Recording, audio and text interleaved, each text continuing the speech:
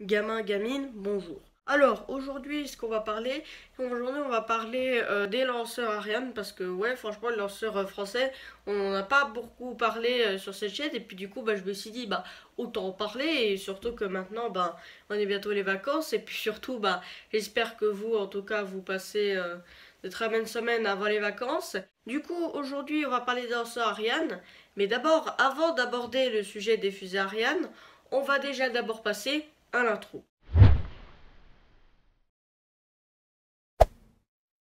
Donc pour les lanceurs, dans les lanceurs Ariane, il faut savoir que déjà maintenant, avant de s'attaquer aux fusées Ariane, on va déjà attaquer aux ancêtres qui ont précédé les lanceurs Ariane. Déjà, ces lanceurs qui normalement ne s'appelaient pas du tout Ariane et c'était des noms plutôt simples, c'était en gros une collaboration entre plusieurs nations telles qu'en vérité le Royaume-Uni, l'Allemagne, les Pays-Bas, la Suisse, le Norvège, l'Italie, le Danemark et l'Irlande. C'était vraiment un projet vraiment européen. Et du coup, ce projet, c'était en gros d'utiliser plusieurs étages de fusées qui venaient également d'autres, qui venaient de leur pays d'origine, et de les assembler en un seul lanceur. Déjà, ce qu'il faut savoir, c'est que il fallait que ce soit de la bonne taille, parce que si à un moment donné, t'as un étage qui fait 1 mètre chez les Français, et du côté allemand, c'est 2 mètres, je pense pas que ça va être sympa. Déjà, à 2 mètres, c'est un peu abusé. Et puis, je pense que ça devait être bien coordonné parce que déjà, ça doit être un peu compliqué. Déjà que le Royaume-Uni, c'était de la récup. Les Allemands, c'était de la construction sur un nouvel étage. Les Italiens, c'était en gros essayer de la récup. Les Français aussi, c'était aussi une construction d'un nouvel étage. Et le reste, c'était que de la récup. Sinon, après ce qui s'est arrivé du projet Europa, c'était de la merde. Déjà, ce que je peux déjà vous dire, c'est que la fusée, elle a pas du tout décollé, hein. Elle s'est même pas élevée d'1 mètre du sol.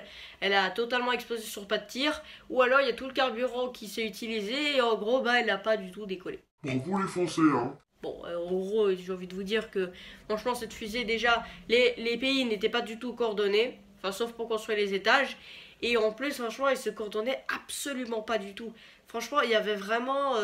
là, franchement, ils se donnaient vraiment pas beaucoup. Là, ils étaient vraiment pas du tout centrés. En plus, il y avait beaucoup de conflits entre les pays. Et surtout qu'ils se bataillaient pour des choses qui valaient même pas un bal. Franchement, c'était vraiment un gros bordel. Et ils ont essayé de remettre ça dans la toute nouvelle agence spatiale européenne. J'ai envie de vous dire que cette agence, elle a essayé de refaire ce projet Europa, qui sera nommé Europa 2, mais ça va être encore plus la merde. Ensuite, pour juste arrêter de dire des gros mots, on va déjà ensuite après parler du lanceur qui nous intéresse, c'est le lanceur Ariane. Après, on va déjà vous dire qu'il ne s'appelait pas du tout Ariane. Il s'appelait L3S, pour lanceur de 3 générations de substitution. Mais bon, ça c'était dans les codes, mais en réalité il s'appelait E3S pour Europa 3 de substitution. Bah oui, parce que c'était l'ancêtre des lanceurs Europa 1 et Europa 2. Mais le problème, c'est qu'à cette époque, le projet est franco-français, donc aucune utilité de l'appeler Europa. Mais le problème, c'est que sur les affiches, ça montrait E3S. Du coup, ils décident de gratter le E pour en faire un L, ce qui donne L3S. Du coup, avec ce lanceur qui sera finalement rebaptisé Ariane, et avec Ariane 1, on commence déjà un peu mal. Le premier vol, c'est en gros un peu un échec, hein, mais le deuxième vol se passe totalement parfait. La fusée met en tout cas les premiers satellites français, mais également d'autres satellites qui seront européens et également des satellites américains. Et ensuite après pendant plein d'autres vols pour qualifier le lanceur en termes de technologie, il y aura également d'autres lancements qui seront cette fois-ci des lancements sur d'autres fusées qui sont nommées Ariane 0.1, 1.2 et 1.3. J'ai envie de vous dire qu'à l'époque, à l'époque, franchement, c'était pas normalement les fusées. Déjà, je pense que normalement, ça devait pas être du tout de nouvelles fusées. C'était juste des versions, hein. Déjà, je veux dire que. Vous allez me dire que Ariane 1.2 et Ariane 1.3 c'est en gros des versions. Vous avez un peu raison. Déjà, d'une part, il devait s'appeler Ariane 2 et Ariane 3. Mais à cette époque, c'était pas vraiment des nouveaux lanceurs, c'était plutôt des versions d'Ariane 1 qui s'étaient améliorées au fil du temps. Donc en gros, Ariane 2, c'est une amélioration d'Ariane 1, Et Ariane 3, c'est une amélioration d'Ariane 2. Et du coup, après, ils ont changé ces techniques, ils ont décidé que ce sont des nouveaux lanceurs. Et du coup, également, voyons les différences entre ces 3 lanceurs. Ce qu'on peut voir, c'est que la taille a changé, hein. La taille s'est vraiment augmentée à fond.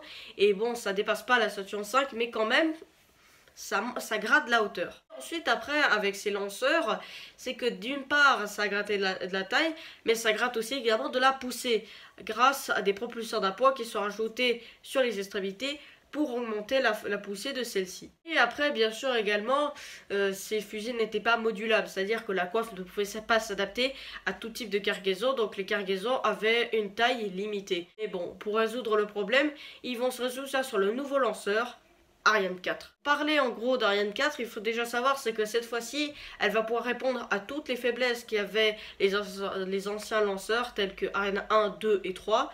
Et c'est également, elle hérite vraiment des propulseurs d'appoint qui, eux, permettront d'ajouter encore plus de poussée, mais elle ne va pas en avoir 2, mais elle va en avoir 4. Et elle va également avoir une coiffe modulable qui va permettre de s'adapter à toutes les cargaisons, et c'est ça qui va pouvoir avoir la grande innovation, et c'est également ça qui va permettre à Ariane 4 de se propulser vers le succès. Et également, elle va avoir une longue carrière de 1986 à 2003. En gros, c'est vraiment une longue carrière, hein. Franchement, elle a vraiment lancé beaucoup de satellites, et en plus, avec différentes versions. En plus déjà que de base la plus grosse version et qui peut produire plusieurs de poussées, elle a 4 gros propulseurs d'appoint, juste 3 mètres de plus. Ce qui fait en gros, je pense, si je devrais dire, parce que je n'ai pas trouvé la vraie taille exacte, je dirais entre 20 et 30 mètres. Bon, ça fait déjà beaucoup. Non, enfin, donc, non, pas 30 mètres. Alors je vais vous dire, j'ai pas envie de dire 30 mètres parce que c'est déjà beaucoup, mais ouais, quand même, elle était assez grosse. Et du coup, avec ce lanceur, le problème c'était que déjà d'une part, elle avait également des faiblesses comme toute lanceur, hein, comme par exemple la Saturn 5 par exemple avait des faiblesses. Notamment sur le fait que ses moteurs F1 ne pouvaient pas être réutilisés.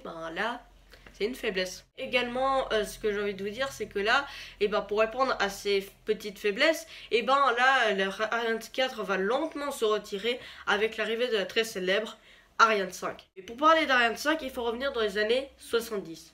À ce moment-là, les États-Unis misent tout sur la navette spatiale pour l'envoi des satellites et d'autres sondes dans le système solaire ou en orbite terrestre. Donc en gros, ce qu'ils faisaient, c'est qu'ils considéraient les fusées classiques démodées et technologiquement dépassées. Comme pour Minecraft. Malheureusement, du côté européen et plus précisément du côté du CNES, on n'est pas du tout de cet avis. C'est ça que, en tout cas, le succès va donner aux Français. Et du coup, ils décidèrent que même si Ariane 4 n'avait pas encore volé, on sait qu'elle ne sera pas capable d'envoyer une navette ou un autre vaisseau spatial qui serait encore plus lourd que la charge utile envoyée telle que des satellites. Et du coup, c'est ainsi que naîtra la navette Hermès. Pour résumer, la navette Hermès, c'est en gros un peu comme la navette américaine, mais en plus petit, avec aucune dérive à l'arrière et avec quelques différences au niveau aérodynamisme et technologique. Déjà, les 2 compositeurs que j'avais parlé sur le programme spatial français partie 2 ou 3, j'avais notamment, j'avais déjà parlé, donc j'ai envie de vous dire que vous pouvez également aller le voir. Je pense que je mettrai le nom de la vidéo dans la description. Et puis si également, voilà, je vais vous dire, ce lanceur en tout cas, la navette en tout cas, ça a coûté très cher, hein, comme j'ai dit dans ma vidéo sur la partie 2 ou 3. Elle a coûté cher, mais du coup malheureusement, comme j'avais dit dans la vidéo, l'Allemagne s'était retirée du projet. Et en gros, bam, la navette elle n'a pas été finie, elle n'a même jamais été conçue. Il y a eu juste quelques maquettes qui ont été faites et juste un prototype. Donc je vous laisse aller voir, hein, mais vous verrez de votre côté. Du coup, Ariane 5, elle ne va pas se contenter d'envoyer des humains, mais comme pour ses prédécesseurs, d'envoyer des satellites. Ariane 5 a également des faiblesses, hein, j'ai envie de vous dire. Tout lanceur a toujours une faiblesse, hein, comme nous-mêmes aussi, on a des faiblesses. Notamment aussi sur le fait que le moteur Vulcain, le nouveau moteur qui a été ajouté tout en bas de l'Ariane 5, ne peut pas être rallumé. Mais par contre, les autres étages, oui, mais c'est juste le moteur central en bas qui ne peut pas s'allumer. Propulseur d'appoint, ils ont augmenté d'auteur. Mais par contre, pour le futur lanceur Ariane 6, elle, c'est totalement l'inverse. Ce sera vraiment les boosters qui vont totalement rétrécir. Donc la taille sera divisée par 2. Mais ça, c'est une autre histoire. Donc merci d'avoir vu cette vidéo, en tout cas j'espère que vous aura plu, donc n'hésitez pas à aller voir la vidéo de la partie 2 ou 3, je vous mettrai ça dans la description pour aller la voir. Merci beaucoup, là la chaîne va bientôt dépasser les 30 abonnés, donc je vous remercie beaucoup, et sur ce n'oubliez pas, soyez guidés et cherchez la vérité.